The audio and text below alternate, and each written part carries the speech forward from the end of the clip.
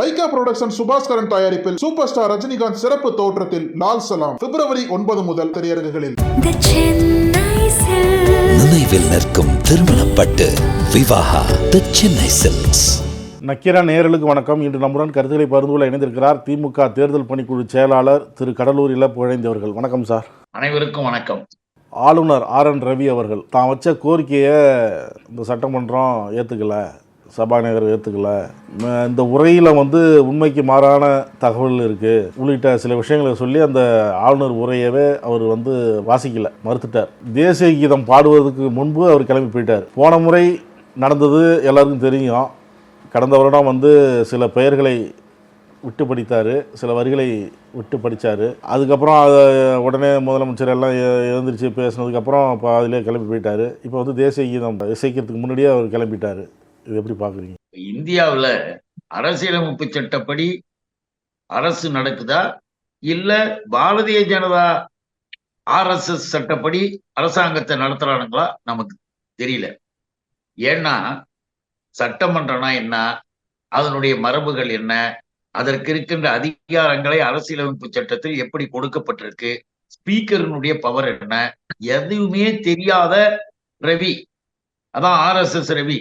இந்த RSS ரவி ஒரு எம்எல்ஏவா கூட, ஒரு கவுன்சிலரா, ஒரு கார்பரேஷன், ஒரு முனிசிபாலிட்டிக்கு கூட போனதில்லை, ஒரு பஞ்சாயத்து போர்டு மெம்பரா கூட நீ போனது கிடையாது. எதுவுமே தெரியாத ஒரு நபர் அங்கிருந்து தூக்கி இங்க போட்ட உடனே இங்க என்னமோ நினைச்சுக்கிட்டு, அது ஒரு நியமன பதவி. ஜஸ்ட் கவர்னர் என்பது இருக்கலாம், போகலாம், வரலாம், மேற்பார்வை, அவ்வளவுதான், போய்கிட்டே இருக்கணும். சொல்றதை கேட்கணும், புரியலன்னா விவரம் கேட்கணும், மேல சொல்லணும். அதுதான் கவர்னர். இவ்வளவு நாள் 70 வருஷமா நடந்துகிட்டு இருக்க எல்லாத்தையும் பார்த்தா இந்த ரவி என்ன வித்தியாசம்? ரவிக்கு யார் பின்னால இருந்து சொல்லி கொடுக்கறது? அதுதான் நம்முடைய கேள்வி. போன முறை என்ன பண்ணாரு? ஆக்சுவலி நான் கூட எம்எல்ஏவா இருந்திருக்கேன், 3 முறை இருந்திருக்கிறேன். சட்டமன்றத்துல ஆளுநர் உரை என்பது ஒவ்வொரு ஆண்டும் தொடக்கம். அந்த தொடக்கத்தின் பொழுது ஆளுநர்கிட்ட அந்த அரசாங்கம் குறிப்புகள், இந்த ஆண்டு எங்களுடைய அரசு இப்படியெல்லாம் இந்த குறிப்புகள், இதற்கு முன்பு நாங்கள் இதையெல்லாம் செய்திருக்கிறோம் என்பதையெல்லாம் வைத்து ஆளுநர் உரை தொகுப்பை கொடுக்கும். எப்ப? முதலையே ஆளுநர் மாளிகைக்கு அனுப்பிடுவாங்க.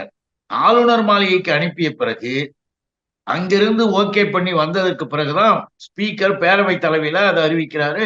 அதை ஆளுநர் லீகலா படிக்கணும். அவ்வளவுதான் உன் வேலை. உனக்கு தனியான இந்த கேள்வி, உன் கதை, உன் எழுத்து, இதெல்லாம் வேலைக்கு ஆகாது. இது வரைக்கும் அப்படி எதுவும் கிடையாது. கொடுத்ததை படிச்சுட்டு உக்காரு. அப்புறம் தமிழ்ல அதை படிப்பாங்க. படித்ததற்கு பிறகு முடிஞ்சிடும் ஆளுநர் உரை. அதற்கு பிறகு ஆளுநர் உரையின் மீது அரசியல் கட்சியினுடைய விவாதங்கள். இதுதான் முறை. இதுதான் இந்திய துணைக்கண்டத்தில் மாநிலங்களின் சட்டப்பேரவையினுடைய ஆளுநர் உரை நிகழ்வுகளினுடைய மரபு. இதெல்லாம் விட்டுட்டு போன தடவை அங்கேருந்து வந்த உடனே சென்னை என்பதை மெட்ராஸ். ஏன், உனக்கு என்னாச்சு? சட்டப்படியாக மெட்ராஸ் என்பது சென்னைன்னு மாத்தியாச்சு. அதை தான் இங்க எழுதியிருக்காங்கன்னா சென்னைன்னு படிக்காம மெட்ராஸ்ன்னு படிச்சது இந்த RSS ரவி. அப்ப அதுல தெரியுதா இந்த RSS வேலை? அது மட்டும் இல்ல, பெரியார், அண்ணா, திராவிடம் என்பதை உச்சரிக்கல. அதெல்லாம் அப்படியே நீக்கிட்டு தானாக ஏதாவது சேர்த்துக்கிட்டு போன தடவை பெரிய வம்பு பண்ணிட்டு போய் சேர்ந்த. அதுவே உன்னை இந்தியாவிலேயே இப்படி ஒரு மோசமான ஒரு இது வரைக்கும் ஆளுநர் இல்லைன்ற பேரை வாங்கிட்டு போனான். ஆனா இந்த முறை என்ன பண்ண? அதை விட மோசம். இங்கேருந்து வந்துட்டு உட்கார்ற, ஒரு பாரா படிக்கிற, ஒரே ஒரு பாரா. நான் என்ன சொல்றேன், நீ ஏற்கனவே ஆளுநர் உரையே அரசாங்கம் உன்னுடைய மாளிகைக்கு அனுப்பியாச்சு. படிச்சியா? உன் வேலையை செஞ்சியா? உன் டியூட்டி என்ன? உன் கடமை என்ன? உனக்கெல்லாம் அசிங்கமா இல்ல? நீ என்னையா படிச்சு கிழிச்ச? உன்கிட்ட கொடுத்துருந்தாங்கன்னா என்ன பண்ணிருக்கணும்? தமிழ்நாடு அரசு கொடுத்தோன்னே நீ அதை படித்திருக்க வேண்டும். படிச்சுட்டு இதெல்லாம் எனக்கு ஒத்துக்கு வராது, இதையெல்லாம் நான் சொல்ல மாட்டேன், இதெல்லாம் கேட்க மாட்டேன், இதை இப்படி மாத்துங்க போகன்னு எப்ப சொல்லணும்? வெளியிடுவது ஆளுநர் உரை கூட்டம் தொடங்குவதற்கு முந்தையே நீ சொல்லி இருந்தீங்கன்னா அதுல மாற்றம் பண்றது போறதை பத்தி விவாதங்களும் மற்றது நீங்க பேசி முடிவு பண்ணலாம். வாங்கி வச்சுக்கிட்டு படிச்சு தூங்கி விட்டார். உனக்கு எதுவுமே கிடையாது, உழைப்பும் கிடையாது, கடமை உணர்ச்சியும் கிடையாது. எல்லா இழவும் உனக்கு காவி. இந்த காவி புத்தியில இருக்கிற காரணத்தால நேரா வந்து இன்னைக்கு ஏதாவது பண்ணணுமேன்னு ஒரு பாடாவை படிக்கிறது, படிச்சுட்டு அதுக்கு பிறகு எல்லாத்தையும் நீக்கிட்டு இவர் இஷ்டத்துக்கு இது எனக்கு அப்படி, இது இப்படி. தேசிய கீதம் உனக்கு தெரியுமா? எங்க தாய் தமிழ்நாட்டில் தாய்மொழி தமிழ் மொழி வணக்கம் தான், மொழி வணக்கம் தான் முதல்ல. அது உலகத்துக்கே தெரியும். இந்த ரவிக்கு தெரியலன்னா நாம என்ன பண்றோம்? அதே நேரத்துல அரசு விழா என்கின்ற பொழுது, விழா முடியும் பொழுது தேசிய கீதம், தேசிய கீதத்துக்கு ராயல் சல்யூட், ஒழுங்கா சல்யூட் பண்ணி அதை மரியாதை கொடுத்து கூட்டம் முடிஞ்சு கலைஞ்சு போவாங்க. இதுதான் எங்க நாடு. நீ வந்திருக்கிய, நீ எந்த கூட்டத்துல இருந்து வந்த? RSS. உனக்கு என்ன தெரியும் தேசிய கீதம்?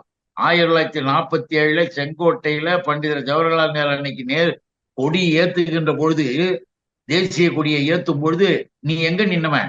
உன் ஆளுங்க, உன் தலைவன் நாக்பூர்ல சொஸ்திக் சின்னத்தை போட்டு இந்த கொடியை நாங்கள் ஏற்றுக்கொள்ள மாட்டோம், நேரு ஏத்துறது, செங்கோட்டையில பறக்க விடுற கொடியை ஏத்துக்க மாட்டோம் சொல்லி சொஸ்திக் சின்ன கொடிக்கு சல்யூட் அடிச்ச கூட்டத்தை சேர்ந்த RSS ரவி இன்னைக்கு வந்து தனக்கு ஏதோ ஒரு பெரிய இது தெரிஞ்சிட்ட மாதிரி தேசியக்கு முன்னாலையும் போடணும் பின்னாலையும் போடணும். உன் விருப்பத்துக்கு நீ வளருவ. ஆனால் மரபுப்படி சட்டப்படி தான் நடக்கும். அழகாக நடந்தது. நீ சரி உக்காந்துட்ட உடனே ஸ்பீக்கரு தெளிவாக அதை தமிழ்ல படிச்சாரு. உள்ள உட்காந்துருது இல்ல, தேசிய கீதம் கடைசியா போடுறாங்கல்ல, போடும்போது ஏஞ்சி ஓடுற ஒரே ஓட்டம். எதுக்கு? நீ சொன்ன கருத்துக்கள்ல சில கருத்துக்கள் வந்து தேவையில்லாதவைகள், அவை குறிப்பிலிருந்து நீக்கி இருக்கிறார்கள். இந்தியாவிலேயே முதலாக ஒரு கவர்னர் வந்து அசம்பிளி உள்ள அவை குறிப்பில் ஏற முடியாத அளவிற்கான கருத்துக்களை வைத்தது இந்த RSS ரவி தான் ஃபர்ஸ்ட். எல்லாமே பிளாக் மார்க் மாதிரி கேவலமான செயலை செஞ்சுவிட்டு நம்ம ஸ்பீக்கர் என்ன பண்ணாரு? அதுக்கு சில விளக்கம் சொன்னார். விளக்கம் தரும்போது நல்ல வழியா போடும். ஆளுநர் உரைய ஆளுநர் புறக்கணிக்கல, வாசிக்க தான் மறுத்தாரு. அவர் வந்து எல்லாத்தையும் மதிச்சு தான் நான் வந்து வாசிக்கலன்னு சொல்லி அங்கே அமர்ந்திருந்தாரு. ஆனால் சபாநாயகர் தான் மரபுபடி நடந்துக்கல. அவர் வந்து தேவையில்லாத சில விஷயங்களை பேசினாரு. சாவர்கரை பற்றி பேசுகிறாரு, கோட்சையை பற்றி பேசுகிறாரு, நிதி இப்படின்னு வாங்கித்தாங்க இந்த மாதிரிலாம் பேசுகிறாரு. இந்த மாதிரி அவர் தான் நடந்துக்கிட்டாரு அப்படின்னு பாஜக குற்றம் சுமத்துறாங்களே. பாஜக எம்எல்ஏக்கள் நயினார் நாகேந்திரனே வெளியில வந்து சொல்றாரு. நயினார் நாகேந்திரன் இருக்காரு. மனசாட்சிக்கு தெரியும் எல்லாருக்கும். ஒழுங்கா நடக்குது கூட்டம். கூட்டத்துல அதுல இருக்கிறத படியாருன்னா அதையும் படிக்கல. அதுல வந்து இப்படி இருக்கு அப்படி இருக்குன்னு கதை சொல்லிட்டு நீ ஓடன. இந்த ஆளுநருடைய இன்றைய செயல் என்பது யாராலும் ஏற்றுக்கொள்ள முடியாதது. இதுக்கு யாராவது வக்காலத்து வாங்கினாங்கன்னா சட்டப்படியாக அதுவும் தவறானது. அவ்வளவுதான் நம்ம சொல்ல முடியும். ஏங்க நீங்க தமிழ்நாட்டிற்கு இதெல்லாம் தேவை, இன்னும் யூனியன் கவர்மெண்ட் இதெல்லாம் செய்யல, இதெல்லாம் செய்யணும், இதெல்லாம் மக்களுக்காக தேவைகள் இருக்கு அப்படின்னு சொல்லும் பொழுது ஒரு ஒழுங்கான கவர்னராக இருந்தா தமிழ்நாட்டு கவர்னர், இந்த கவர்னரு பண்ணிருக்கிற கூத்து என்ன தெரியுங்களா? இவரு இது சொல்றார், இங்க வந்து பேசுறார், இந்த ஆளு தனிப்பட்ட முறையில கவர்னர் மாளிகையில எதுக்காக சொல்ல வரோம்னா, இந்த RSS ரவியினுடைய செயலை பாருங்க. அலுவலக செலவுன்னு சொல்லிட்டு 2022-23 இந்த RSS ரவி கொடுக்கிறது 2,84,00,000. 2,84,00,000 அலுவலக செலவா? ஊழியர்களின் சம்பளம் தனியா அது 1 கோடியா, 1,60,00,000. இதெல்லாம் போட்டுட்டு பெட்ரோல் செலவு, பேனா பேட்டரி வாங்கின செலவு 1 லட்சம் 20 லட்சம் கண்ணா அப்படின்னான்னு கணக்கு கொடுத்துருக்காப்டிங்க ஆடிட்டுக்கு. அதில் எத்தனை கோடிகள் எத்தனை லட்சத்தை திருடி இருக்கிறான்னு நம்ம வந்து கேட்டோம். அதையா இப்போ வந்து நாங்க பேசணும்? அதை நாங்க ஒன்றும் பேசவே இல்லையே. இன்னும் கேட்டா அதெல்லாம் பேசி இருக்கணும் போல இருக்கு. எதுக்காக சொல்லணும்னா, இப்போ இந்த சாவர்கரை பத்தி ஏன் சொன்னாங்கன்னா, நீங்கள் உங்களுக்கு எந்த நேரத்துல எந்த சூழ்நிலையிலும் இந்திய துணைக்கண்டத்துல இருக்க பண்டிதர் ஜவஹர்லால் நேருவை, இன்னும் இருக்கக்கூடிய விடுதலைக்கு போராடிய வேறு தலைவர்களை பற்றி கேவலமாக இழிவாக பேசுற உன்னுடைய பார்வை வந்து சாவர்கர் வந்து அப்படி இப்படின்னு நேரு படத்தையே கைட்டிட்டு அந்த சாவர்கர் படத்தை மாட்டின அயோக்கியத்தனத்தை செஞ்சது இந்த RSS ரவி கூட்டம். இந்த கூட்டம் விருப்பத்துக்கு எதையும் செய்வதற்கு ஒன்றும் சட்டம் கிடையாது. தமிழ்நாட்டுல அதை நாங்க அலோவ் பண்ண முடியாதுன்னு மிக தெளிவாக எடுத்து ஆளுநர் உரை தமிழ்ல ஃபுல்லா படிச்சு நிறைவேற்றியாச்சு. அது இல்லாமல் தேவையில்லாமல் இந்த நபர் பேசிய அந்த பேச்சுக்கள் அந்த அவை குறிப்பில் இருந்து நீக்கப்பட்டு விட்டன. இன்னமும் தொடர்ந்து RSS ரவி செய்து கொண்டிருக்கிற ஒவ்வொரு செயல்களும் ஒட்டு மொத்தமாக நம்முடைய சட்டத்திற்கு விரோதமாக மாறாக இருக்கு. இது இப்ப இல்ல, எல்லாம் தெரிய வரும். தெரிய வரும்போது நடவடிக்கையும் கூட வரும். நீங்க பாருங்க. ஆளுநர் உரை உப்பு சப்பு இல்லாத ஊசி போன பண்டம் அப்படிங்கிறாரு எடப்பாடி பழனிசாமி வெளியில் பேசிகிட்டு இருக்கும்போது. நாங்கள் தொடங்கின திட்டத்தெல்லாம் இவங்க ரிப்பன் வச்சு வெட்டுறாங்க, அது இவங்க தங்களை தாங்களே முதுவை தட்டி கொடுத்துட்டு பேஷன்னு சொல்லிட்டு போகிறாங்க, கவர்ச்சி வார்த்தைகள்லாம் போட்டு. எடப்பாடி பழனிசாமிக்கு முதல்ல ஒரு முதலமைச்சர்னா என்னன்னே தெரியாது. ஒரு முதலமைச்சர் நாற்காலி உட்கார தகுதியும் கிடையாது. எதையோ வாய்க்கு வந்ததை பேசிக்கிட்டு மற்றவன் சொல்றதுக்கு கையெழுத்த போட்டுக்கிட்டு கொள்ளை அடிச்சு கோடி கோடியாக கூச்சி வச்சிருக்கிற ஒரு ஆள் தான் எடப்பாடி. இந்த எடப்பாடி பழனிசாமி இன்னைக்கு வெளியில இதைதான் சொல்லணும் அப்படின்றதான். இவங்கெல்லாம் என்ன பண்ணிருக்கணும் தெரியுமா? ஒழுங்கா இந்த RSS ரவியும் சரி எடப்பாடியும் சரி இவனுங்க கூட்டம் எல்லாம் மறைமுக உறவுக்காரனுக்கு தானே. இவர்களுடைய ரகசிய கூட்டணி இவனுங்கெல்லாம் சேர்ந்து தமிழ்நாட்டிற்கு தருவதற்காக அரசு அதிகாரிகளின் மூலமாக முடிவெடுக்கப்பட்டு யூனியன் கவர்மெண்ட்ல இருந்து வர்றதெல்லாம் நிறுத்துறதே இவங்க 2 பேர் தான். இவன் போய் இவர்கிட்ட சொல்றது, இவர் உடனே அவர்கிட்ட சொல்றது, உடனே 420 மேல போறது, தமிழ்நாட்டிற்கு வரக்கூடிய நிதி ஆதாரங்களை கெடுத்து கொண்டிருக்கிற கூட்டமாக இருக்குது. அந்த கூட்டத்தை சேர்ந்த எடப்பாடி இவங்க என்னமோ பெரிய திட்டங்களை போட்டாங்களாம், இவங்க பெரிய இதை போட்டாங்களா. என்ன போட்டு கிழிச்ச? உன்னுடைய ஆட்சியில என்னத்தை நீ பண்ண? நீ ஒழுங்கா சொல்ல முடியுமா? பாருங்க, 5 வருஷம் என்னத்தை பண்ண நீ சொல்லு பார்ப்போம். எடப்பாடியினுடைய கொள்ளையடிக்கின்ற செயலை தவிர வேறு என்ன நடந்தது? இன்னைக்கு நம்முடைய அரசு இப்ப வேலை வாய்ப்புகளை முதல்வர் சொல்றாரு, அயல்நாட்டிற்கு சென்று முதலீடுகளை உள்வாங்குகிறாங்க. எல்லா விதத்திலையும் தமிழ்நாடு இந்திய துணைக்கண்டத்துல முதன்மை நிலைக்கு வருது. ஏற்கனவே நல்ல முதன்மை நிலையில் இருந்ததையெல்லாம் 2வது 3வது கடைசி கட்டத்துக்கு ஆக்கணும் தான் எடப்பாடியினுடைய சாதனை. பல்கலைக்கழகங்களை பற்றியோ இல்லை கல்வித்துறைகளை பற்றியோ உயர்கல்வி நிலைகளை பற்றியோ எதுவுமே கவலைப்படாத எடப்பாடி. சும்மா எங்கேயாவது எதையாவது அறிவிச்சுட்டு அங்க போய் போட்டோ எடுத்துக்கிட்டு வரக்கூடிய ஒரு ஆளே தவிர இன்னைக்கு தமிழ்நாடு முழுவதும் இருந்து கொண்டிருக்கின்ற அரசு பணிகளை போல ஒரு நாள் கூட இருந்ததில்லை. நீ எல்லாம் இன்னைக்கு எங்களை பார்த்து பேசுற அப்படின்னு சொன்னீங்கன்னா அதுக்கு எங்க போய் என்ன சொல்ல தெரியல. ஒரு எதிர்கட்சி, அதனால நான் குறை சொல்றேன், என்ன விட்டுடுங்கன்னு அந்த கெஞ்சிரா மாதிரி ஒரு நாள். ஆளுநரின் செயல்பாடுகள் குறித்து கேள்வி எழுப்பிய போது எடப்பாடி பழனிசாமி என்ன சொல்றாருன்னா, அது ஆளுநருக்கும் முதலமைச்சருக்கும் உள்ள பிரச்சனை, அது அவங்கள தான் கேட்கணும் அப்படிங்கிறாரு. நீங்களும் முதல்வராக இருந்திருக்கீங்க அப்படின்னு கேள்வி எழுப்பும்போது, நான் இருக்கும்போது இது போன்ற பிரச்சனைகள்லாம் வந்தது கிடையாது. அது எப்படி வரும்? நீ தான் காலிலே உக்காந்துக்கிட்டு அவங்க ஷூவை தூக்கி போட்டுக்கிட்டு மூஞ்சில தடவின்னு வந்த ஆளாச்சே. உனக்கு மானம் ஈனம் சூடு சொரணை ஏதாவது இருக்கா? தமிழ்நாட்டு மக்களை பற்றி இந்த அரசின் செயல்பாடுகளை பற்றி ஒரு நாள் நினைச்சிருப்பியா? யாரு டெல்லியில இருந்தாலும் அங்க போய் தலைகீழா உழுந்து வாரணும் ஒரு ஆள் தானே நீ. நீ பதவிக்கு வந்ததே தவழ்ந்து தவழ்ந்து ஒரு அம்மையார்களுடைய செருப்பை எடுத்து மூஞ்சில பூசிக்கிட்டு வந்த ஆள் தானே நீ. நீ பேசுறதுக்கு இந்த நாட்டுல அரசியல் வந்துச்சுன்றதான் எங்களுக்கு எல்லாம் வெக்கமா இருக்குது, அசிங்கமா இருக்குது. உனக்கெல்லாம் போய் பதில் சொல்ல வேண்டிய காலத்திற்கு தள்ளிட்டாங்க. ஆனாலும் கூட ஒன்றை இங்க தெளிவாக பதிவு செய்ய விரும்புறேன். இன்றைக்கு நடந்து கொண்டிருக்கிற திராவிட மாடல் அரசு பிஜேபி பல வகையிலும் பல நிலைகளிலும் தாக்கி எல்லாத்தையும் செஞ்சு பார்க்குது. அப்படியும் கூட முதல்வர் தன்னுடைய கடமையை செய்யறார். அப்படி செய்வதை தடுத்து நிறுத்தணும். அதுக்கு என்ன வழி? இவன் இந்த எடப்பாடின்ற எடுபடியை கிளப்பி விட்டு எங்களை திட்டிக்கிட்டே திமுகவையும் நீ திட்டு, எங்களுக்கு சேராம திமுகவை எதிர்த்து பேசு, அப்பதான் ஓட்டை கலைக்க முடியும் அப்படின்னு திட்டம் போட்டு எடப்பாடியை பேச வச்சிருக்கிறதே அமித்ஷா அனுப்பதான். ஆக இந்த கூட்டம் அரசியல் பேசுதே தவிர இப்ப ஆளுநர் செய்தது தப்பு, மரபு மீறிய செயல், சட்டத்தில் ஏற்றுக்கொள்ள முடியாதுன்னு சொல்றதுக்கு உனக்கு வாய் வரல. உனக்கு எதுவுமே தெரியல. ஆளுநர்லாம் இப்படி இருக்கலாமா அப்படின்னு நீ கேட்டினா பரவாயில்ல. ஏன்னு கேட்டா இவர்களுடைய ஆட்சி காலத்திலேயே இருந்த இந்த புரோகித்ன்ற ஒரு ஆளுநர் ஊரா போய் மனு வாங்க போறன்னும் போது ஆளுநர் வேலையை ஒழுங்கா பாரு. இந்த மனு வாங்குற மக்களை சந்திக்கிறன்றதெல்லாம் உனக்கு தேவையில்லாத வேலைன்னு எங்களுடைய தலைவர் அண்ணன் தளபதி அவர்கள் உத்தரவிட்டு கருப்பு கொடி காட்டியவர்களை நானும் ஒருத்தன் தான். ஊராக போகும்போது எல்லா ஊர்லயும் கருப்பு கொடி காட்டி புரோகித்தை திருத்தி அனுப்பணும்.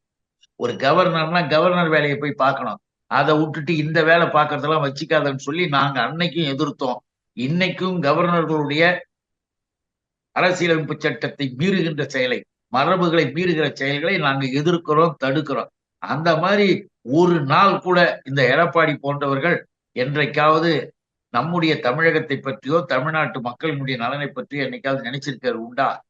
ஜனநாயகத்தையே சாவடிக்கிறானுங்க. அவனுங்க கூட போய் சேர்ந்துக்கிட்டு இவர் இது பேசுறாரு, கதை பேசுறாரு. அதெல்லாம் ஒண்ணும் எங்கேயும் எடுபட போறது இல்லைங்க. ஜேபி நட்டா அகில இந்திய பாஜக தலைவர் நேற்று சென்னையில் ஒரு பொதுக்கூட்டத்தில் கலந்து கொண்டார். அப்போ அவர் சொல்கிறாரு, தமிழகம் ஒரு மோசமான தலைவரை கொண்டுள்ளது, திமுக தலைமையிலான ஆட்சியில் தமிழகம் சீரழிந்து வருகிறது அப்படிங்கிறார். நட்டாவுக்கு நம்ம சொல்றது நட்டா இருக்கிறதுலயே ஏற்கனவே மிக மோசமாக கேவலமான நபர்கள் தலைவர்களாக இருந்திருக்காங்கன்னு தெரியும் நமக்கு.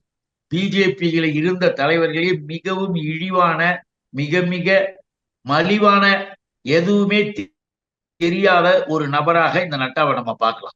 பொதுக்கூட்டத்துக்கு கட்சிக்காரங்க பொதுமக்கள் வரத்துக்கான வழிகளை போலீஸார் மறைச்சிட்டாங்க. அவங்கள போலீஸ்கார கும்பல் கும்பலாக நிற்கிறாங்க, கடையெல்லாம் மூட சொல்லியிருக்கிறாங்க. இந்த மாதிரிலாம் நடக்குது. ஒரு ஜனநாயகமே இல்லை. கூட்டத்தை முடிச்சுட்டு நட்டா பேசின இந்த கதை இருக்க, அந்த கூட்டத்துக்கு காசு கொடுத்து 500 ரூபா, வர அத்தனை பேருக்கு ஒரு காவி துண்டு, வர அத்தனை பேருக்கும் உணவு அதுக்கு தனி, இவ்வளவு ஏற்பாடு பண்ணிட்டு 420 மேல எல்லாரையும் உட்கார வச்சிருச்சு. அந்த நேரத்துல நீ நட்டா என்ன பண்ணணும்? முதல்வருக்கு நன்றி சொல்லணும். உண்மையானவனா இருந்தா, அறிவுள்ளவனாக இருந்தா. ஏன் நம்ம சொல்றோம்னா, பாதுகாப்பு ஏற்பாடுகளை இவர் இப்படி கதை கூடுறாரு. பாதுகாப்பு ஏற்பாடுகள் செய்து ஒழுங்கா கூட்டத்தை நடத்தி முறையா சட்ட ஒழுங்க பாதுகாத்து அனுப்புறதுக்கு நன்றி சொல்லிட்டு போய் தொலை. இவனுங்க என்ன ஐடியா பண்ணி, இதுல இருந்து ஒண்ணு நீங்க புரிஞ்சுக்கலாம். நட்டாவுடைய பேச்சிலிருந்து நமக்கு என்ன தெரியுது? 420 மலையும் நட்டாவும் இவனுங்கெல்லாம் சேர்ந்து கலவரங்களை ஆங்காங்கு தூண்டிவிட உருவாக்க தயாராக இருக்கிறார்கள். அந்த கூட்டத்திலேயே யாரையாவது விட்டு கல்லகல்ல அடுக்கி வைக்கிறது, ஏதாவது கலடா பண்றது பண்ணிட்டு அங்க ஒரு பெரிய பிரச்சனையை உருவாக்கிட்டு இதற்கெல்லாம் காரணம்னு சிறுபான்மை மக்கள் மீது பழிய போட்டு கலவரத்தை உருவாக்க பிளான் பண்ணிருப்பானுங்க. அந்த பிளான் எல்லாம் செய்ய முடியாத அளவிற்கு நம்முடைய முதல்வர் உத்தரவுப்படி கூட்டம் ஒழுங்காக நடக்கட்டும் சொல்லி பாதுகாப்பு ஏற்பாடுகளை பண்ணாங்க பாருங்க. சட்டம் ஒழுங்கை பாதுகாத்து தெளிவாக அங்க நடத்தினத இந்த ஆளு ஆகா அப்படி செஞ்சுட்டாங்க, இப்படி ஒழுங்கா கூட்டம் பேசிட்டு போய் சேர்ந்து இல்ல. உனக்கு என்ன வேலை? நீ எங்க இது என்னத்த பண்ணிட்டு இருக்கிற? ஆனால் வெளியில திமுக மேல எல்லாத்தையும் சொல்லணும். உன் அரசாங்க லட்சணங்கள் தெரியாது, போய் யூபியில போய் பாரு. இன்றைக்கு இந்திய துணைக்கண்டத்தில் உயர்கல்வி நிலைகளில் தமிழகம் முதன்மை இடத்தை பெற்றிருக்கிறது என்று அனைத்து அமைப்புகளும் பாராட்டு தெரிவிக்கிறார்கள். அது பிடிக்கலையா நட்டாவுக்கு? ஏன்டா பேக்வர்ட் கிளாஸ் படிக்கிறீங்க? ஏன்டா மோஸ்ட் பேக்வர்ட் கிளாஸ் படிக்கிறீங்க? எஸ்சி எஸ்டி எல்லாம் தமிழ்நாட்டுல படிக்கிறீங்க? நீங்க நாங்கெல்லாம் படிக்க விட மாட்டோம் யூபியில, நீங்க ஏன்டா படிக்கிறீங்க அப்படின்ற அந்த கோபம் அது தெரியுதா உங்களுக்கு? பின்னால இருக்கிற அந்த தமிழ்நாட்டுல இருக்கிற திமுக திராவிட மாடல் அரச நட்டா போன்ற நபர்கள் தாக்குறாங்கன்னா என்ன அர்த்தம்னா, சனாதனத்தையும் ஆரியத்தையும் இந்த வர்ணாசிரமத்தையும் மீறி தமிழ்நாட்டுல வளர்றாங்க. கோவில்கள் நல்லா பராமரிக்கப்படுது. ஐயோ 1500 கோயிலுக்கு குடமுழுக்கு பண்ணிட்டானுங்களா? ஏன்டா பண்ணீங்க? ஏன்டா அதை பண்ணீங்க? பண்ணாம இருந்தாலும் நாங்க கேட்போம் அப்படின்னு நட்டாவுக்கு கோபத்தை உண்டாக்குறானுங்க. குடமுழுக்கு பண்ணது பிடிக்கல, படிக்க வைக்கிறது பிடிக்கல, மகளிருக்கான திட்டங்களை கொண்டு வந்தது பிடிக்கல, மகளிர் சுய உதவி குழுவை முதலில் அறிமுகப்படுத்திய முத்தமிழறிஞர் தலைவர் கலைஞர் அந்த வழியில இன்னைக்கு அவர் பாதையை எடுத்துக்கிட்டு இவனுங்களும் அந்த அறிவிப்பெல்லாம் சொல்லிட்டு இருக்கானுங்க. யூபி, குஜராத், மத்திய பிரதேசம் மிக மோசமான நிலையில இருக்கு. நட்டா அங்க போய் பேச வேண்டிய பேச்சை இங்க பேசியிருக்கிறார். நான் இதுக்குதான் மறுபடியும் நாம சொல்ல விரும்புவது, பிஜேபியினுடைய கூட்டங்கள் என்பதை நாம் ஒழுங்காக பாதுகாப்பு தந்துதான் ஆகணும். இல்லைன்னா வேண்டுமென்றே இஸ்லாமியர்கள் மீதோ கிறிஸ்தவர்கள் மீதோ அல்லது பொதுவாக இருக்கிற முற்போக்காளர் மீதோ ஏதேனும் ஒரு குறையை களங்கத்தை உண்டாக்க இவர்களே கலவரத்தை உருவாக்கி அதை செஞ்சிருவானுங்க. இவர்கள் தான் மணிப்பூர் புகழாச்சு இவனுங்களுக்கு. மணிப்பூரினுடைய பெருமையே இவனுங்க தானே. அந்த மாதிரியான இதை தமிழ்நாட்டுல உருவாக்க நினைக்கிறாங்க. அதை திமுக ஆட்சி விடாத போது திமுகவை திட்டுகிறார் நட்டா. நட்டா நீ எப்படி நட்டாலும் இங்க முளைக்காது, ஞாபகம் வச்சுக்க. திமுகவுடைய வேலை என்னன்னா, வாரிசு, கட்ட பஞ்சாயத்து, பணம் இதுலயே தான் இருக்கு அப்படிங்கிற குற்றச்சாட்டையும் முன் வச்சிருக்கிறார். யாருமே இவனுங்களுடைய கட்சியில எதுவுமே இல்லாத மாதிரி, யாருக்குமே புள்ள குட்டியே கிடையாது. இவன் கட்சியில இருக்கிறவங்க குடும்பம் எல்லாம் வேற கட்சிக்கு போயிடுவாங்க. இவன் கட்சியிலேயே யாரும் இருக்க மாட்டாங்க. அப்படின்ற மாதிரி நட்டா வந்து இங்க பேசலாம். ஆனா உலகம் பார்த்து உன்னை சிரிக்குது. உன்னுடைய செயல்களை பார்த்து காரி துப்புது உன் மூஞ்சில. எங்க அமித்ஷாவில இருந்து எடுத்துக்க, ஜெய்ஷாவில இருந்து எடுத்துக்க, ஜெய்ஷாவெல்லாம் தூக்கி எங்க போட்டிருக்க? பல்லாயிரம் கோடி திருடி கொள்ள அடிச்சுக்கிட்டு இருக்கிற கூட்டம் எல்லாம் அப்ப அம்மாவன் அப்படின்னு போட்டு இந்திய துணைக்கண்டத்தை சுரண்டி கொழுத்துக்கிட்டு இருக்கிற நீ கொள்கை வாரிசுகளாக இருக்கிறது திமுக. இருக்கக்கூடாத கொள்கை வாரிசா உனக்கு பிடிக்கலன்றதுக்காக நாங்க பார்க்க முடியுமா? அதோ பார், திராவிடத்தை காப்பாற்ற, திராவிட இயக்கத்தை காப்பாற்ற எங்களுடைய குடும்பங்களும் போது, அதனால்தான் அண்ணா சொன்ன மாதிரி, தலைவர் கலைஞர் சொன்ன மாதிரி, எங்க தளபதி சொன்ன மாதிரி, நாங்கள் எல்லாம் ஒரே குடும்பம். இந்த குடும்பத்தை காப்பாற்றணும். இயக்கம் இந்த மக்களை, திராவிட தமிழ் மக்களை. உனக்கு அதெல்லாம் புரியாது. நீ எதையாவது ஒண்ணு உன் ஊர்ல பேசிட்டு இருக்கிற பேச்செல்லாம் இங்க வந்து பேசினா எதுவும் எடுபடாது. எதுக்காக இதை குறிப்பிடுகிறோம் என்றால், பிஜேபி என்பது ஒட்டு மொத்தமாக எல்லா வகையிலையும் தனிப்பட்ட முறையில் ஏதேனும் குறைபாடுகளை சொல்லி அரசியல் பண்ணலாமான்னு பார்த்துக்கிட்டு இருக்குது. நாங்க தனிப்பட்ட முறையில யாரையும் குறை சொல்றது இல்லை. இப்ப போய் தன்னுடைய கட்டிய மனைவியை நடுத்தருல விட்டுக்கிட்டு வந்த அந்த மோடின்னு நாங்க வந்து அதெல்லாம் பிரச்சாரம் பண்ண போறது இல்லை. அந்த அம்மா பாவம் டீச்சரு கலங்கி போய், நான் வந்து ரிட்டையர்ட் ஆயிட்டேன், உங்களுக்கு பாதுகாப்பு சோறாவது ஆக்கி போடுறதுக்கு அனுமதி கொடுங்க, நான் வெளியே போன்னு சொல்லி தெரிஞ்சுட்டு அமித்ஷா கூட வண்டியில ஏறி உல்லாச சுற்றுப்பயணம் போன ஆளு மோடின்னு நாங்க இதெல்லாம் பேசிக்கல. எங்களை பேச வைக்காத, எங்களையே பேச வைக்கிற. குடும்பத்தை அது வாரிசு, நாங்க கொள்கை வாரிசு. தந்தை பெரியார், அறிஞர் அண்ணா, முத்தமிழறிஞர் தலைவர் கலைஞர், இப்ப எங்க தளபதி. நாங்கெல்லாம் அந்த லைன்ல வந்துகிட்டு இருக்கிறோம். ஆகவே எங்களுக்கு தேவை இயக்கம், எங்களுக்கு தேவை தமிழக நாடு வளர்ச்சி, தமிழ்நாட்டு மக்களினுடைய வளம். அதுக்காகத்தான் நாங்கெல்லாம் வாழ்ந்துகிட்டு இருக்கிறோம். அதை முதல்ல நீ புரிஞ்சுக்க. உனக்கு அதெல்லாம் தெரியாது. பிஜேபி அப்படின்னா என்ன அப்படின்னீங்கள? பிஜேபி என்றால் மத கலவரம், பிஜேபி என்றால் மணிப்பூர், பிஜேபி என்றால் எல்லா வகையிலையும் மக்களை ஏமாற்றுகின்ற செயலுக்காக திட்டம் போட்டு செயல்படுது. சட்டத்திற்கு மீறுதல், இன்னும் கேட்டீங்கன்னா சர்வாதிகாரம், ஆண்டான் அடிமை, மேலோன் கீழோன், இன்னும் கூட சொல்லணும்னா உன்னை தொடக்கூடாது, தொட்டா தீட்டு, பார்த்தா பாவம் என்ற அந்த சனாதனத்தை, அந்த இந்துத்துவாவை தங்களுடைய கொள்கையாக வைத்துக் கொண்டிருக்கிற RSS கட்டளைக்கு அடிபணிகின்ற இந்த கூட்டம் யாரையாவது ஒரு குறை சொல்லுதுன்னா, அவர்கள் மக்களுக்காக வாழக்கூடியவர்கள், அவர்கள் நல்லவர்கள், இயக்கவாதிகள் என்பதை நாம புரிஞ்சுக்கலாம். தமிழக அரசின் முடிவுகளுக்கு, செயல்பாடுகளுக்கு முற்றிலும் எதிராகத்தான் ஆளுநர் செயல்பாடுகள் இருக்குது. இது வந்து கடந்த அவர் நியமிக்கப்பட்டதுலேருந்து தொடர்ந்து நம்ம பார்த்துக்கிட்டு வரோம். ஒவ்வொரு தடவையும் நீங்களும் இந்த மாதிரி இருக்கக்கூடாது, இப்படி இருக்கணும் அப்படின்லாம் சொல்கிறீங்க. உச்சகட்டமாக போய் தமிழ்நாடு ஆளுநரை மாற்றுங்க அப்படின்னு சொல்லிட்டீங்க. அப்படி இருந்தும் அவங்களும் மாற்றலை, இவரை தான் வச்சுருக்கிறாங்க. இதே பிரச்சனை இந்த இவருடைய செயல்பாடு இப்படி இருக்கும் பொழுது அவர் மாற்றிக்கிற மாதிரி அவருக்கு தெரியல. அப்போ திமுக ஆட்சி முழுமையாக நிறைவடைகிற வரைக்கும் இப்படி தான் இவர் தான் இருப்பாரா? இதே போன்ற இடையூறுகள் இருந்து கொண்டு தான் இருக்குமா? திமுகவின் ஆளுநர் செயல்பாடு குறித்து அடுத்த கட்ட நடவடிக்கை என்ன? அடுத்த கட்ட நடவடிக்கை என்பதுல முதல்ல இந்த பாசிச ஆட்சி மாறினால் ஒழிய இப்படிப்பட்ட கேவலங்களுக்கு முடிவு கிடையாது. ஏன்னு கேட்டீங்கன்னா, நாடாளுமன்ற தேர்தல் வரும்பொழுது இப்ப நம்முடைய முதல் பணி, நாடாளுமன்றத்தில் இந்த பாசிஸ்டுகளை நாம விரட்டி அடிக்கணும். விரட்டி அடிச்சாதான் இந்திய நாட்டில் ஒட்டுமொத்தமாக சட்டமே பாதுகாக்கப்படும். இப்ப ஆளுநர் ரவி, RSS ரவின்னு நம்ம சொல்ற ரவியை நீக்கிட்டு இன்னொரு RSS கவியை ஒண்ணு போடுவானுங்க, ஷாவ் போடுவானுங்க, ஷோ போடுவானுங்க. இவர்கள் முதலில் இந்த அரசாங்கத்தை விரட்டி அடித்தால் ஒழிய இந்த நாட்டில் சட்டத்தை பாதுகாக்க முடியாது, ஒழுங்கை பாதுகாக்க முடியாது. இதை வந்து எல்லா தரப்பு மக்களும் புரிந்து கொள்ளக்கூடிய அளவுக்கு இப்ப அவர்களுடைய இந்த செயல்பாடுகள் எல்லாருக்கும் தெரிய ஆரம்பிச்சிருச்சு. தமிழ்நாடுன்னு சொல்ல மாட்டேன் அப்படின்றான், சென்னைன்னு சொல்ல மாட்டேன் அப்படின்றான். என்ன அர்த்தம்? நீ தமிழ்நாடு திராவிட மாடல்னு சொல்ல மாட்டேன், இதுக்கா வந்திருக்கிற? இதுக்கா நீ ஒரு கவர்னரு? இதுக்கா வந்திருக்கு? இதுக்கு முந்திலாம் கவர்னர்கள் வரலையா? இதுக்கு முந்திலாம் மாறுபட்ட கட்சி இருக்கலாம், மாறுபட்ட அளவிற்கு ஒன்றிய அரசுல வேறு கட்சி இருக்கும். ஆனால் இவைகள் எல்லாம் சட்டப்படியாக ஒழுங்கா நடந்துகிட்டு தான் இருந்தது. இப்பத்தான் மோடியும் அமித்ஷாவும் 2 பேரும் வந்ததுக்கு பிறகுதான் இப்படிப்பட்ட மோசடித்தனங்கள், பித்தலாட்டத்தனங்கள் அரங்கேறி இருக்கு. இதை எல்லாரும் பார்த்துக்கிட்டு தான் இருக்காங்க. இதை யாரும் ஆதரிக்க மாட்டாங்க. இவர்களை விரட்டினால் ஒழிய இந்த கொடுமைக்கு முடிவில். கருத்துக்களை பகிர்ந்து கொண்டதற்கு நன்றி சார். வணக்கம், நன்றி. நக்கீரன் டிவிக்கு சப்ஸ்கிரைப் செய்யுங்கள். உங்கள் ஆதரவே எங்கள் பலம். ஆசிரியர்களுக்கு நண்பனாகவும் மாணவர்களுக்கு ஆசானாகவும் திகழும் தேர்வு வழிகாட்டி. ஒவ்வொரு பாடத்திற்கும் அனுபவமிக்க ஆசிரியர்களின் துல்லியமான தெளிவான விடைகள். CNC இருக்கு, தேர்வு பயம் எதற்கு?